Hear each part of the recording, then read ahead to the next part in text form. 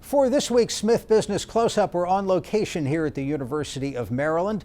And joining us at the Robert H. Smith School of Business is Professor Hank Boyd, who is the Smith School's Diversity Officer and a Clinical Professor of Marketing. Thank you for being with us. It's great to be back. Our topic is diversity in business. You have an event coming up aimed at improving corporate diversity. What's the objective? Well, the objective for this event, we're very excited, is our second Diversity Fireside Chat.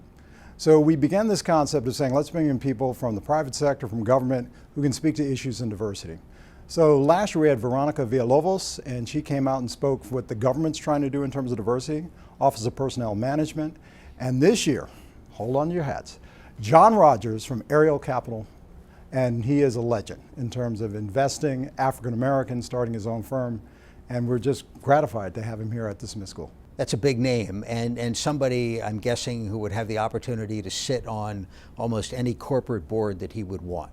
That is correct. He's on the board of McDonald's, to give you a sense of things. So we're talking Fortune 500, and his insights, in particular, when we start talking about diversity, if you are an officer and you happen to be a person of color, what are your responsibilities and duties for the corporation? So where do we stand? What's the state of diversity in corporate America? Well, we've made some inroads, but we're not quite there yet. So to give you a sense of things, if you think of the Fortune 500, if we look at African American males, it's around 5.5%. And if you look at African American females, it's about 1.9%. But those numbers are we talking across the employee base or senior executives? We're talking at inside the boardroom at the highest levels of the organization. So we're talking Fortune 500 in that regard.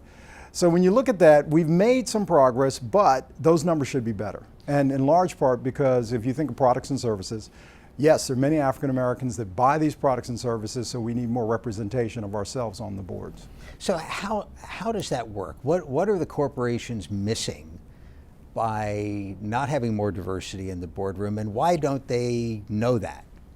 It would seem obvious, but it is amazing. Like, I think of my mother in this regard. I remember many years ago, to her credit, she would get these magazines, and she'd look through and say, all right, are there any African American models? If she didn't see any, she would pick up the phone, call up the magazine and say, now wait a minute, why don't you have any persons of color?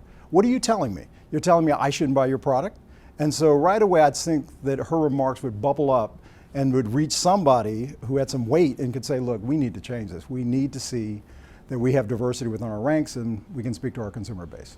The other thing when it comes to corporate boards is there's still a little bit of, it's not a total meritocracy. There's a little bit of who you know, who you went to school with, and there's a lag time in terms of the business school admits a diverse class, but it's going to be a generation before those people are senior executives.